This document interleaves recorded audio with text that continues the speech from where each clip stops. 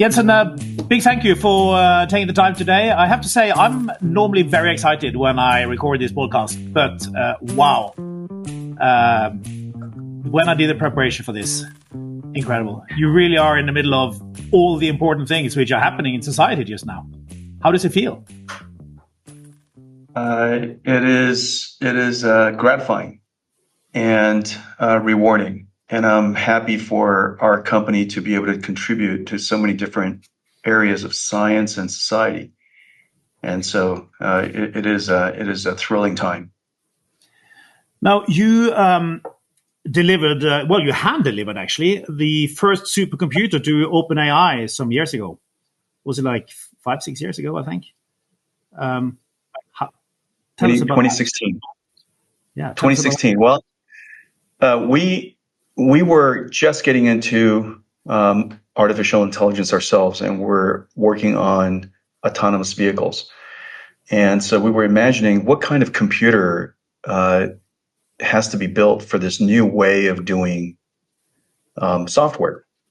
You know, as the audience probably know by now, that artificial intelligence is a computer that works with software programmers to write software that is refined from data, and that software is impossible for humans to write. It's a gigantic body of code, and it requires a special type of computer. And so when deep learning first came along, we reasoned about how it would fundamentally change computer science, because the early effectiveness of the first deep learning network that the industry, a lot of people saw, was AlexNet.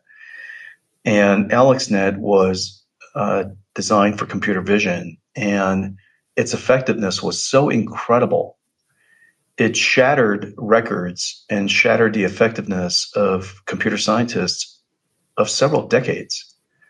And it was a piece of software that required NVIDIA's GPUs to produce. And we were so inspired by that. We reasoned about what kind of computer, what kind of software is this? Where can it go?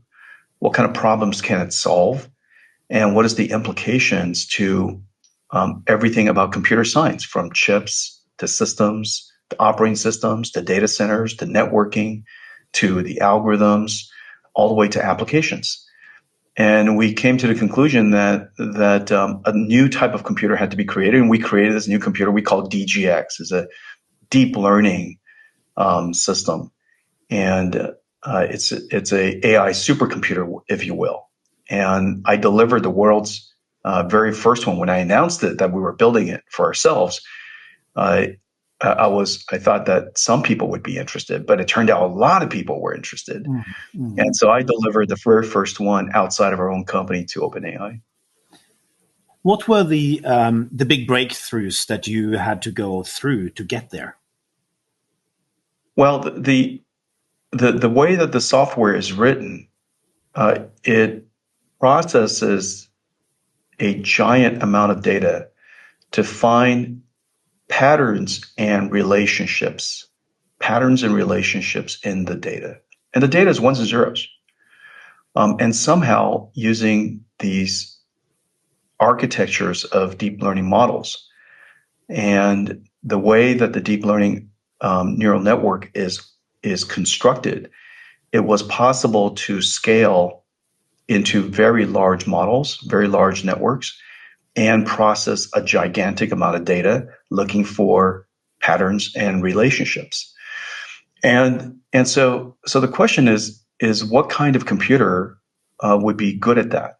And so we reasoned through the computer architecture and came to the conclusion that every aspect of the computer has to change, from the way the processor is designed. Our GPUs, our graphics processors, which simulates the world, was almost as a perfect starting point for understanding the world. You know, a graphics chip that was designed to simulate the virtual world, as it turns out, is fairly good at understanding the world. The mathematics is similar, but yet the size of the data and the amount of computation necessary to do it, to go through all of that data is enormous. And so we broke it down chip by chip, and the CPU was no longer the ideal processor. And so we evolved our GPU to become a deep learning, if you will, a artificial intelligence processor. The PC architecture is suited for personal computing, but it's not suited for giant AI systems to learn from data. The I/O has to change. The networking has to change. We bought a company called Mellanox so that we can change the way computers are connected and the way computers can work together. Instead of maybe a handful of CPU cores working together, we have millions of GPU cores working together to process the data, to find patterns, and to learn what is called a representation, to learn the language of the subject that you're trying to learn. You could be learning the language of music. You could be learning the language of human language, or the language of the world, the physical world. To learn computer vision, we can learn proteins, we can learn chemicals, we can learn all kinds of things now. And of all these things, what were the biggest challenges? Well, the biggest challenges, and it remains now, is that the problem space is gigantic. And whereas an application for a phone can fit in a few gigabytes, or a PC, a few gigabytes. The software that we're talking about here, ChatGPT is ChatGPT 3 is 175 billion parameters, and each one of the parameters could be a floating point number. And so 175 billion parameters just for the neuron math, the neural network math, not to mention the applications that sits around it. And so this is a giant application that doesn't fit in one PC, it doesn't fit on any phone, doesn't fit on one PC. And it takes many computers working together just to run it. It takes a giant data center to learn from it, and it takes an entire, it takes a large number of computers just to run it. And so this type of application has never existed before. And so every aspect was changed. We literally re-architected everything of computers that we know of, from the ground all the way to the top. And so now these AI computers are unlike anything that we've ever built before. And because the performance needed is so great, it takes weeks and weeks to process the data, so that we can learn from the data and learn its representation, learn the model, if you will, the model of the subjects that the world model that you're trying to learn from the data. It takes so much time to train these models that if you could even shave, half of the time off, it's measured in weeks. And you mentioned GPT-3. What's the progress from 3 to 4, just in terms of complexity? Well, the complexity is hard to estimate because OpenAI hasn't really described it. But there's a great number of new breakthroughs. One of the ones is the fact that it can learn from both language and images at the same time. Just as with humans, we learn more about anything if we could read the words and see the images. And one good example is if you've only seen horses, and you've never seen a zebra, but I told you that a zebra is like a horse, but with black and white stripes. The fact that you have knowledge of both modalities, images and language, allows you to connect the two and learn something in your brain, even though you imagine a zebra in your brain, even though maybe you've never seen one actually. Mm-hmm. And so the ability for us to learn from multimodality is very important, and GPT-4 has learned that capability. Mm. You mentioned recently that we have now reached the iPhone moment for artificial intelligence. What do you mean by that? Well, over the last 40 years or so that I've been in the computer industry, we transitioned, we phase shifted, at first slowly and all of a sudden abruptly, just like water turning to ice or water turning to vapor. At first, the temperature kind of, increases linearly, and then all of a sudden, at some phase shift, the structure of the molecule changes all of a sudden, and instantly something happens. It happened when we went from mini computers and workstations, client servers, to personal computers. The very first 4 or 5 years, it grew linearly. All of a sudden, Windows 95 came and everything about the personal computer changed. And yet the personal computer was introduced some 10 years before that. And the same thing happened with the internet. The first 5, 6, 8 years, scientists and researchers were already using the internet. And then all of a sudden, one day, Mosaic came along, Yahoo came along, and bam, there's a phase shift in the way that the internet was perceived and used. In every single one of these transitions, then cloud, then the iPhone, the mobile cloud. In each one of these transitions, the computer itself is programmed differently. It's easier to program. Let me give you one example. The number of mainframe applications in the world is not that many, but the number of iPhone applications is over 5 million. And so the fact that there are so many applications must suggest that it's easier to create amazing applications. And it's absolutely true. The applications we have on iPhones and the mobile devices is surely beyond expectation, beyond imagination just 30 years ago. And yet, people are creating these applications, obviously, very, very quickly. And so the programming model has changed. The application capability has changed. And the reach of the computing has changed. And so let's apply that to GPT. Let's apply that to artificial intelligence as we know it. The way that you program this is just with human language. This is the only computer, the first computer in the history of humanity, that everyone can program the computer to do something. And there's no programming language. You don't have to use BASIC. You don't have to Fortran, Pascal, C, C++, Java. You don't have to use any of those programming languages. Python. You don't have to learn anything. Well, which is good. Which is really good because I tried to learn Python last year and it didn't quite work out. Yeah, that's right. And so the number to the extent that I know how to sing, to the extent that I know how to sing at the summer party. The number of programmers in the world had just increased from tens of millions to several billion. And so we've narrowed, if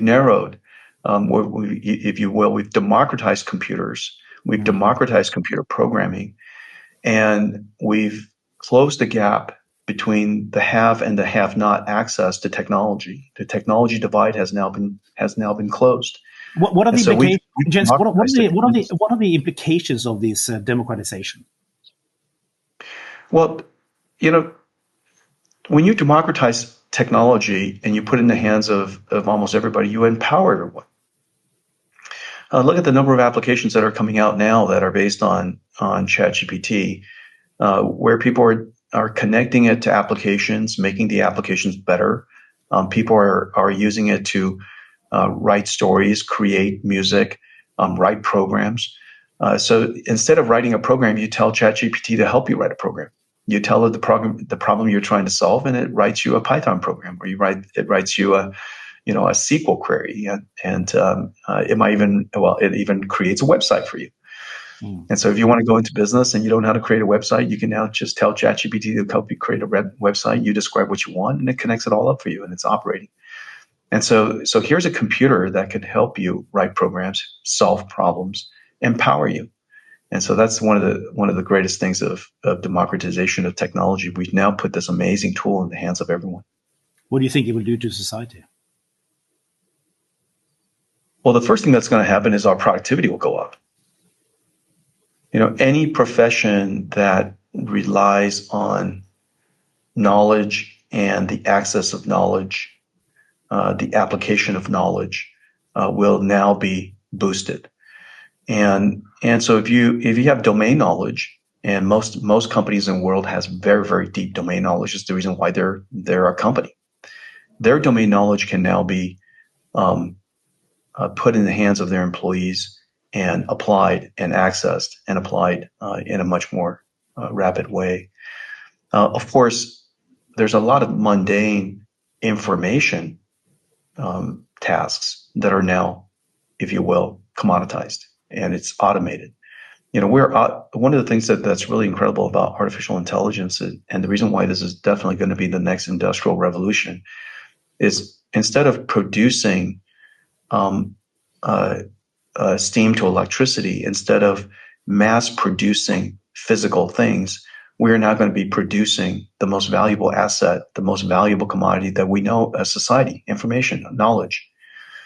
And so the production of intelligence is going to be what all companies do in the future. Nvidia has AI factories. We put data into it, and improved software, and the software is artificial intelligence. Improved intelligence software comes out every single day.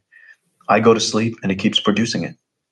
And we keep refining more data. We keep improving the software. The software helps us design chips. It helps us operate robots like self-driving cars. It helps us do computer vision for quality inspection. It helps us develop software that helps us, design and manufacture chips better.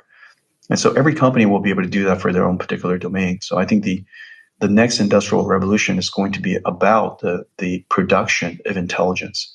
And for industries that relies on intelligence, our productivity will be insanely boosted. How much? And of course, there will be some jobs that will be changed. There's some jobs that will be created. Right now, we're creating a whole lot of jobs for artificial intelligence data scientists and people who understand this field. Of course, some jobs will be displaced, and so we have to make sure that as a society that we understand what this technology is and take advantage of it as fast as we can, so that we understand it and apply it to social benefits. How much do you think? How much do you think productivity could increase on the back of this? Well, there's a few ways we can measure it. So let me give you a couple of examples. One of the hardest things that we do in our company is designing chips. The chips that we build are the largest chips, the most complex chips the world builds today. No singular entity builds such large, enormous semiconductor chips. And these chips are simply impossible to build anymore without artificial intelligence. And the reason for that is because the number of transistors and the way that we can connect up those transistors, the combinations is so insanely great. And because so many people work on it, the optimization of the mathematics, the optimization of how to place, it's kind of like imagine in New York City, but it's 1,000 times bigger than New York City, and you're trying to figure out how to organize New York City from the ground up such that it is the most optimal placement of every single building. And then you have to understand where the traffic goes from building to building. You have to understand which buildings associated with other building, and what buildings are necessary to support certain buildings and certain infrastructure. Where do you put the parks? Where do you put the restaurants? It's insanely complicated, as you can imagine. It's the number of combinations is off the charts, and we can't solve these problems anymore without artificial intelligence. So on the one hand, it lets us do things that we can't otherwise do. On the other hand, let me give you another example. We use artificial intelligence right now to try to better understand climate change. And in order to understand climate change, you have to simulate the weather a lot more quickly, because you're trying to further extrapolate the implications of climate out in the distance, not just tomorrow, but ideally next month, next year, next 10 years, next 30 years. So in order to do that, we have to do weather simulation a lot faster. And so we've created artificial intelligence that helps us simulate the multi-physics of weather. And we're already simulating weather now 10,000, 50,000 times faster than using numerics. And so that's another way of thinking about productivity. When you can do something 10,000 times faster, you're doing it 10,000 times faster. But and then for one the last example. for the okay, I'm sorry, take your last example. One last example. The single greatest expense in our company is software engineers, and now with Microsoft's Copilot, you could and they've estimated that some 40-50% of the software that's now written in GitHub is produced by AI. It's a little bit like text completion. It's a little bit like grammar correction in our Word editing documents, except this is for program completion. And so the AI can suggest, based on what you've already written and what you intend to write, it can write the program for you. And so if you could imagine, the single most expensive population at Nvidia is now amplified by a factor of 2. That's incredible. And so our estimate is about, we're going to improve the productivity of our engineers by a factor of 10. When you talked about complexity being 1,000 times the complexity of New York City, that you put in on what kind of area? How big is one of your chips? Our chips are probably, comparing it to a stamp it's a couple of inches per side. It's a couple of inches per side, and what is a couple of inches per side? It's kind of like it's smaller than a coffee cup, a coaster, probably. Probably a 2/3 the area of a coaster, if you will, just to put it in perspective. And so, the R&D budget for it is probably something like $5 billion. And then we hit, it costs more to build one of these generations than, for example, to build a rocket. And, the R&D budget is very high. When you put together everything you said about productivity gains, when you look at the whole society, how do you think this could drive productivity gains in the whole society, if you were to put a number on it?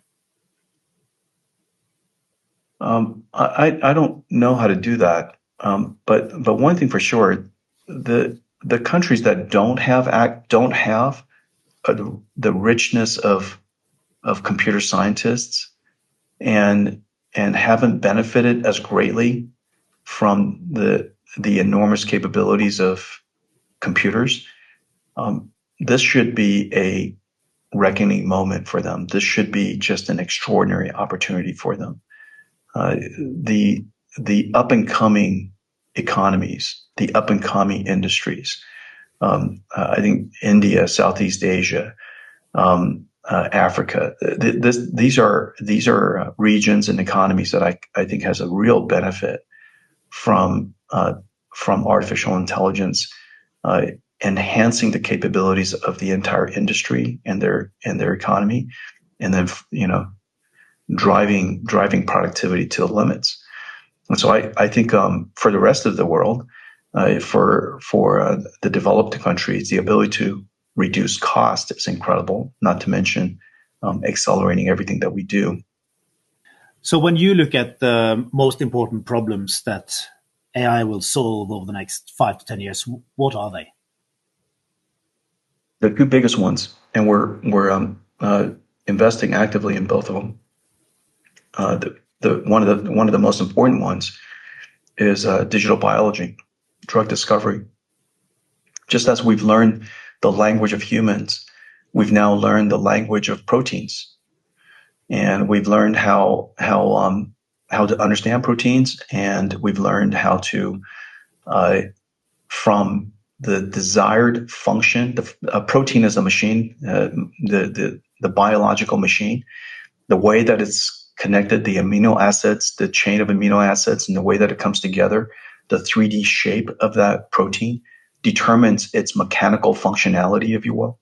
It's kind of like, the difference between the shape of a motorcycle and the shape of a car and the shape of a unicycle. The fact that they're different shapes, their functionality is different. A plier and hammer, the functionality is different because of their shape.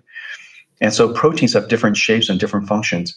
We can now, from the desired function of a protein, synthesize other proteins, other potential proteins that have properties that are maybe better for temperature or better for solubility, so that we could, it goes into our bloodstream better, or maybe we can use it to synthesize energy from light. Maybe we can break down plastics. Maybe it could break down oil leaks in the ocean, or whatever the interesting problem is. We can now use protein machinery and protein engineering to go help solve that problem. I think that that's tremendous, incredible potentials. We can understand the language of chemicals, so that, and now that you can understand chemicals and proteins, you can understand their interactions, and do a better job discovering drugs. Drug discovery still costs enormous amounts of money and takes a very long period of time, and our success rate is very low. And so now we can improve the odds of that. And so drug discovery is one. The other one's climate change, as I mentioned, both in understanding the impact of human factors to climate change, predicting climate change and the climate effects in regional climate impact, whether it's extreme weather in the Gulf of Mexico, or the number of fires that because we just have so many dry days in Northern California. Climate change has a different impact in different parts of the world, and people are interested in average climate change, but not really. People want to know what climate change has an impact on them and their local economy and their agriculture and their water supply and the quality of life and the impact of extreme weather and so on and so forth. And so we want to have a better understanding of the future of climate.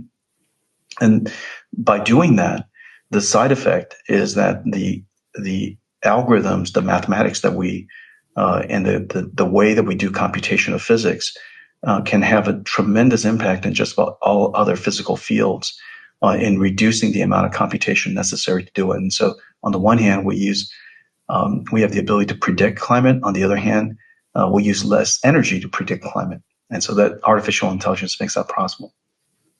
When you look at your predictions of climate, what does it make you think? Well, we have to get to it. I think it's hard to do something about a problem you don't understand. And if you can simulate a problem, your understanding of it is much more profound, and helps you prioritize the actions. There are so many well-intended people, and they want to do so many things to change the arc of climate.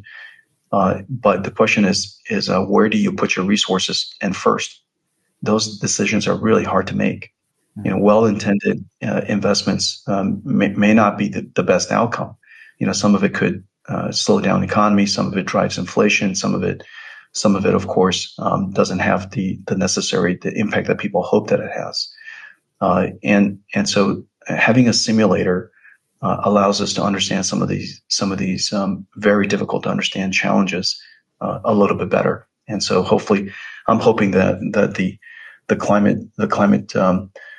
research community and all of the efforts that are associated with this area will give us a better insight and very importantly, a model that allows us to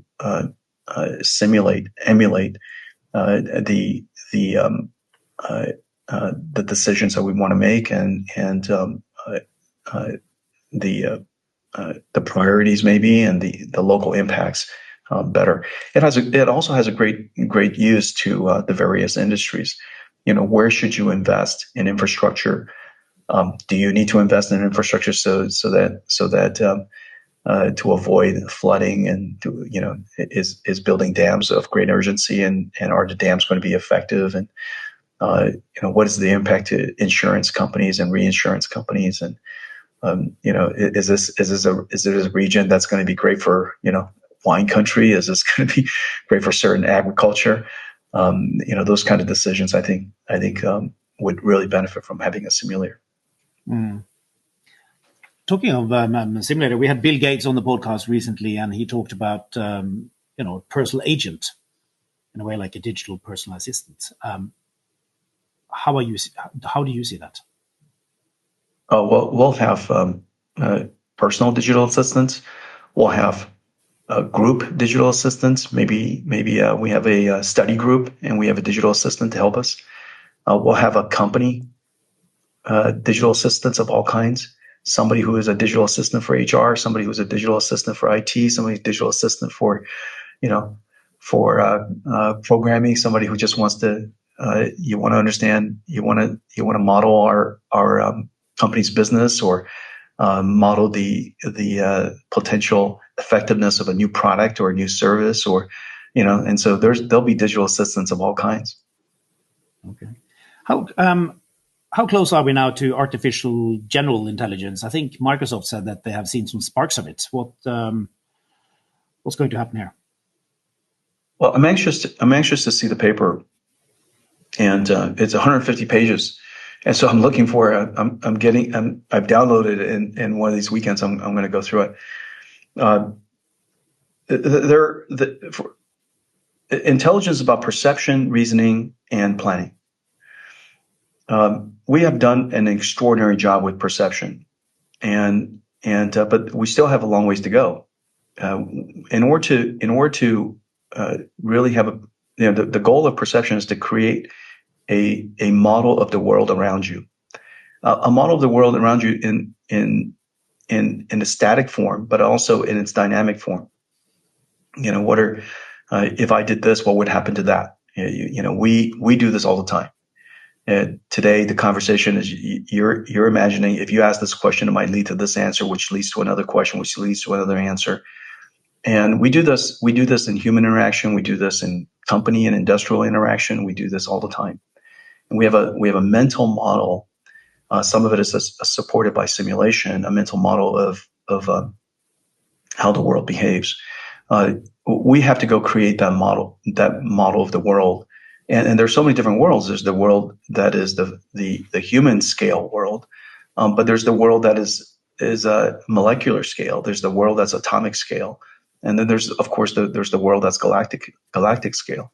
Each one of these worlds are described sometimes by different physics, right? At some level, you have to go to quantum physics, and all of these understanding these different worlds all matter. And so the first thing is just understanding the world. The second part is how do you reason through problems in a way that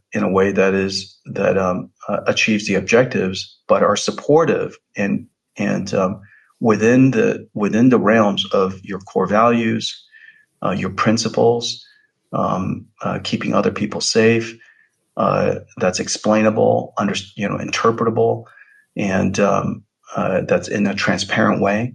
How do you reason through all of this with those things in mind, and then how do you come up with a plan that is efficient and cost effective, and all of the things that we do as humans and as industries. And so those steps, if you will, AI is making tremendous progress along that entire arc. Robotics is making great progress, and that's understanding the world and being able to plan your motion. We're making great progress in autonomous vehicles. We're making great progress. ChatGPT, obviously, the fact that it can take a problem that you described and be able to break it down into a computer program, obviously suggests it has the ability to reason through several steps. It might not be able to reason through as many conceptual steps as we can, but is surely demonstrating the ability to do some early level reasoning. And so the progress is quite fast. Mm-hmm. Changing tack a bit and zooming in on the ethical side of this. Now, we just had a letter recently from 1,000 really well-respected people who said it's time to slow down, think, and reassess. What do you think about it? AI is a very powerful technology, and it's a very powerful technology because it can perform tasks and do things that are of great value. And technology that has this level of capability obviously can also be applied to do harm. And so regulation is necessary. We regulate cereal, for God's sakes. We should regulate AI. And this technology, of course, is moving very quickly, and so it's sensible that regulators really have to get engaged and understand the technology to the best of their ability, but put some guardrails in, put some regulation in, so that the technology can advance in a way that's helpful to society and not hurtful. Have we got any guardrails in place now? No, not really. Not really. Who should put them in place? Well, the same people that governments. There's really no choice but for governments to step in and regulate this. We regulate food, we regulate drugs, we regulate transportation, we regulate industries, the creation of chemicals, the creation of materials that could be toxic. We regulate just about everything. We regulate electricity, we regulate communications, we regulate the broadcast of television. There are certain things that you can't broadcast. There should be certain things you can't generate. Generative AI generates information. There's certain things you can't generate. On the one hand, it's hard to regulate people expressing themselves because of open speech. However, it is possible to regulate what information you produce. And so the regulation of the production of things, and now we're producing information using computers, you can regulate that. And there are many things that you can regulate. When you look at this arms race we are having now in AI, and powered by your technology, are you afraid? Whatever power of technology there is, we should try to democratize as the best we can. If it were to land in the hands of one company, it's obviously less good than being available to everybody. It's less likely that in the near term that AI is going to displace our jobs. It's more likely that someone uses AI is going to displace our jobs. And the same thing could be taken to all kinds of extremes. And so when a new technology that comes along that produces so much productivity gains, whether it's the steam engine or heavy machinery, it gave us superpower. A tractor gave us superpower. Forklift gave us superpower human strength. And now we have this capability to give us amplifier intelligence and help us solve problems a lot more quickly. We've got to find a way to use that technology as soon as we can, but make sure that technology is available to everybody who would like to use it, and regulate it as soon as we can. You said it should be democratized, but and of course, OpenAI was meant to be open, right? Now it's turning into a commercial product. You were more guarded when you talked about the specifications. There is a lot less disclosure about the underpinnings of it. How do you read that? Well, that's a company choice of theirs, and they have the right to do that. In the meantime, there's a great deal of AI research that's still done in the open. The number of large language models that are available in the open is quite abundant, and so it's not about access to the technology that is keeping anybody back. It's simply the willpower to go and the insight that the technology is at a very close to useful state. That insight was terrific. The insight that between GPT-2 and GPT-3, is a very useful product. The difference between a marginally useful product to an incredible useful product, that was a great insight. Those are the same insights that led to the iPhone, or that led to the PC, that led to the internet. Before each one of those, that led to Google search, the insight that led to each one of those innovations is really about timing. Technology was invented early on, and it was even cultivating and brewing in certain circles for quite some time, and yet the innovators are the ones that realize the timing is now, and to jump on it and industrialized it and turned it into a really great product. ChatGPT is unquestionably the single best software product the world's ever made. And by that definition, let me defend that.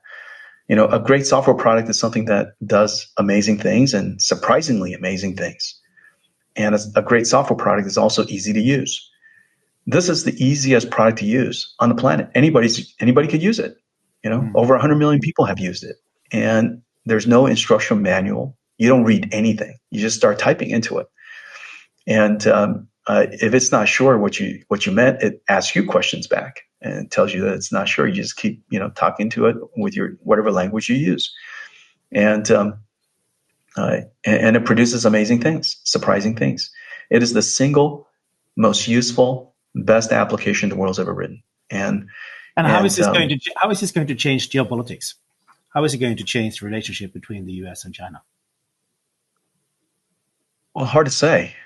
I think there's a genuine harm that can come from fake news that's being generated, fake information that's being generated, and that could cause real harm.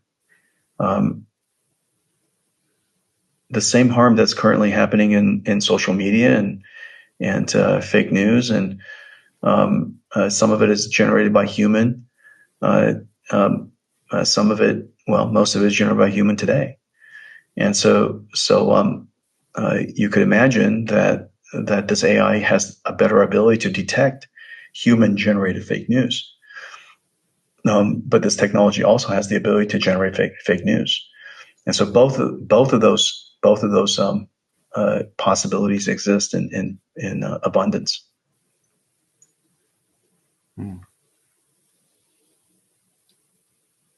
Changing tack here.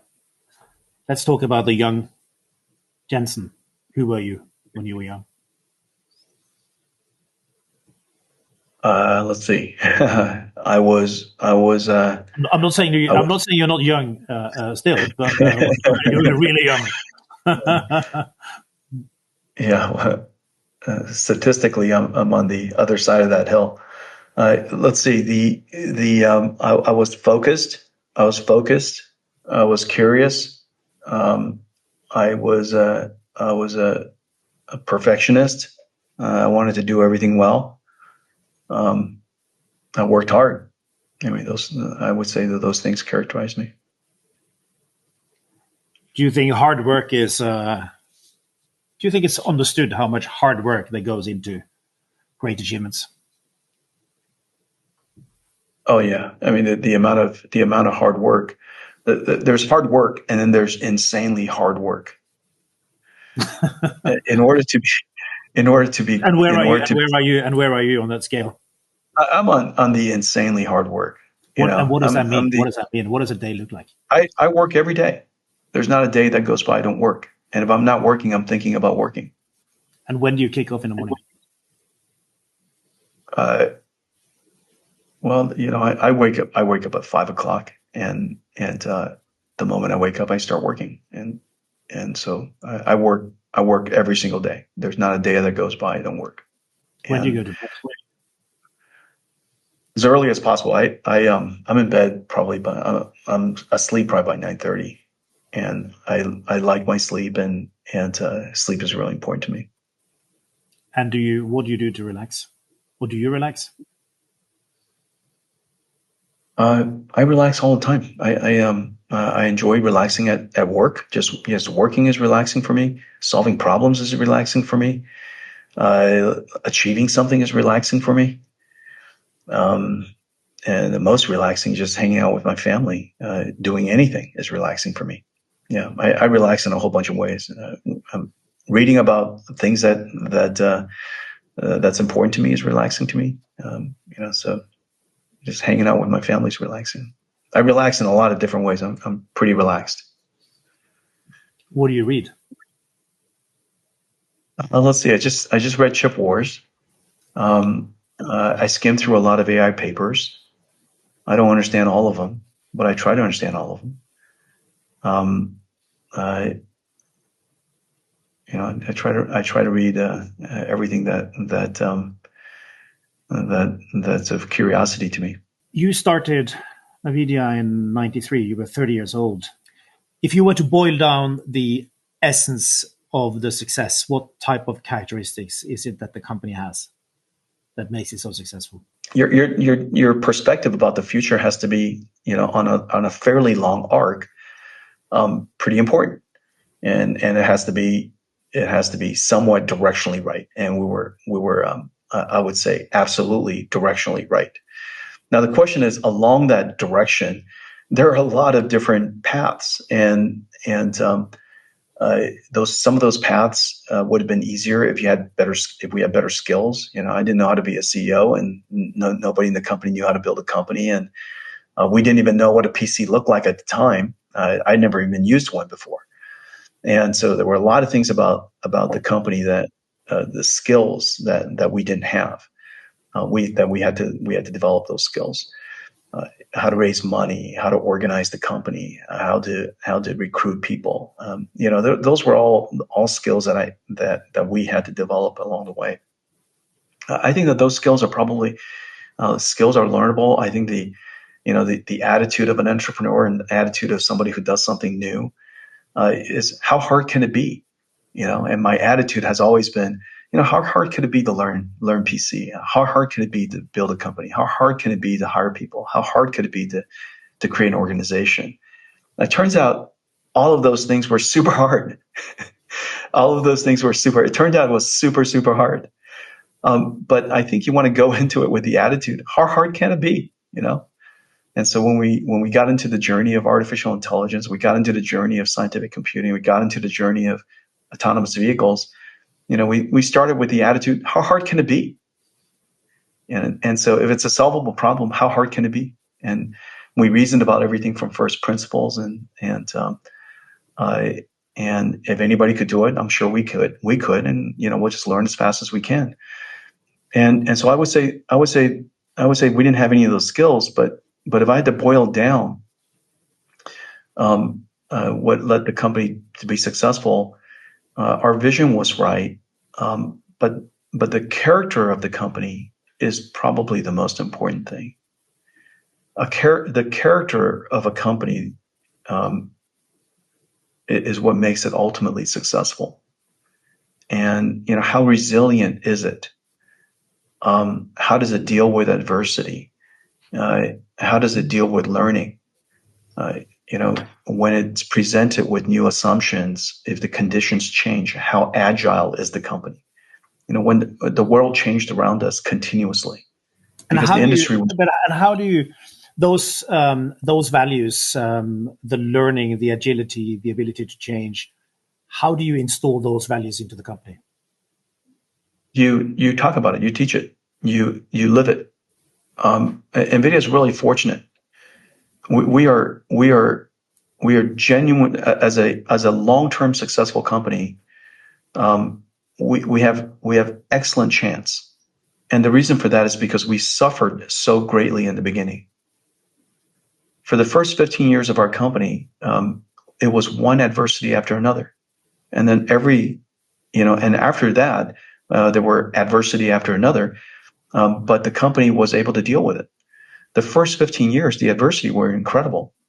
Maybe 5, 6, 7 times it was existential. What's the key to coping with adversity? I think in the beginning of a company forming the corporate character, the corporate culture, it's people. It's the people's resilience. It's the character of the people there. Unfortunately, there's this, a company is made of people, and it's not made of the document that describes the culture. It's not made of the document that, the inscription of the core values on the building. And that's not what makes the company's culture. Is the people, and how the company overcame existential crises, how the company overcame the incredible adversity that was presented at the time. Both in the agility of the people, the cleverness and the creativity of the people, the ingenuity of the people, and then also the will of the people, the countless times that our company has been presented with challenges, and the willpower, the utter incredible ability to suffer, willpower. To be able to do something even in just extraordinary pain, that is corporate character.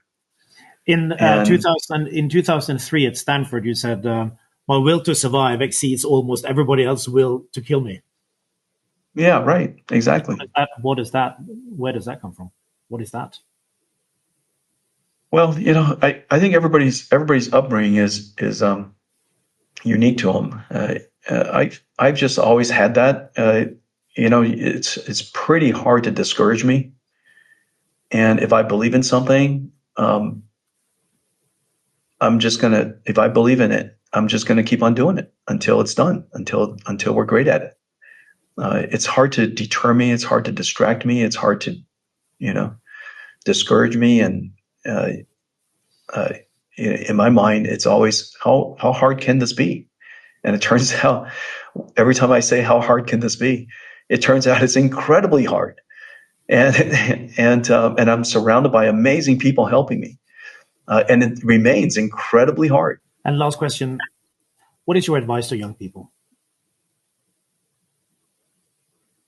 Well, there are a lot of things to learn. I would advise be a learner, but probably the best advice that I can imagine is think from first principles.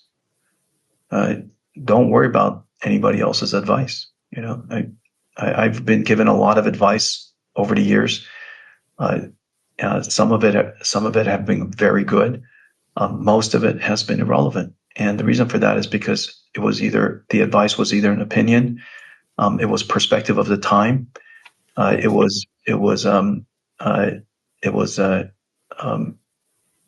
was based on wrong assumptions. And my advice would be, think for yourself, think from first principles, and a lot of people say, find something you love. I don't know about that. I guess I've fallen in love in many things that I do. I loved it when I was a dishwasher. I loved it when I was a busboy. I loved it when I was delivering papers. I loved it when I was waiting tables. I've loved every single job that I've ever had. And I loved every single day at Nvidia that I've ever had. And I just learned to love what I'm doing. And so I guess it's probably harder to find something that you love, but it's easier to fall in love with what you're doing. And once you fall in love with what you're doing, because you just desperately want to do a good job at it, it's easier to do it well and do it hard. Well, I think that's a beautiful place to end. I have to say this has been one of the most intriguing and interesting conversations I ever had in my whole life. And I think, when we look back at this time, 20 years from now, 30 years from now, you could potentially have been the person who's changed the world the most. I enjoyed our conversation, Nicolai.